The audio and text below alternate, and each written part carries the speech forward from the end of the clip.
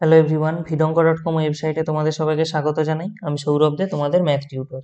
এখানে আমাদের একটি চলরাশি এক্স দেওয়া আছে এবং বলা হচ্ছে এটা খুব ইম্পর্ট্যান্ট একটা কথা বলা আছে, সমান পরিসংখ্যা সহ দুটি মান 10 ও 15 গ্রহণ করে, তাহলে এক্স বার নির্ণয় করো। মানে এই মানগুলোর সমস্ত যে মানগুলো আমরা পাবো তার যৌগিক গড় কত হবে। এখন এই সমান পরিসংখ্যাটাকে আমরা এন ধরে নিচ্ছি। এর মানেটা কি? তার মানে হলো আমাদের এখানে যে চলরাশিটি দেওয়া আছে এক্স, এটা এই যে 10 এই মানটি গ্রহণ করে এন সংখ্যক বার, এবং 15 এখানে যে মানটি রয়েছে এটাকে গ্রহণ করে এন সংখ্যক বার।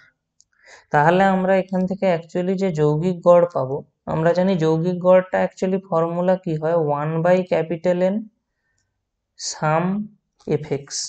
ঠিক আছে, তো দেখো এখানে 1/N মানে কত, আমাদের এন সংখ্যক পরিসংখ্যা একবার যেটা 10 মান গ্রহণ করছে, আর এন সংখ্যক পরিসংখ্যা 15 মান গ্রহণ করছে, তাহলে আমাদের মোট পরিসংখ্যা কত, এন প্লাস এন। এবারে সাম এফ এক্স মানে হলো কোনো একটা মান এবং সেটা কতবার আছে তার গুণফল।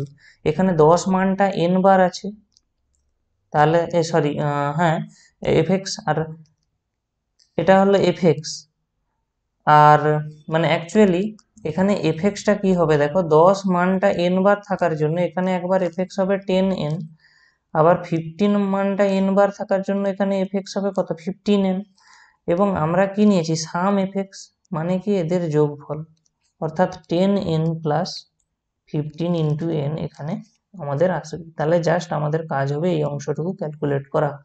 তাহলে আমরা কত পেয়ে যাবো এখান থেকে, দেখো 10n plus 15n by 2n, অর্থাৎ আমরা পেয়ে যাচ্ছি 25n বাই 2n, এন গুলো কেটে যাচ্ছে।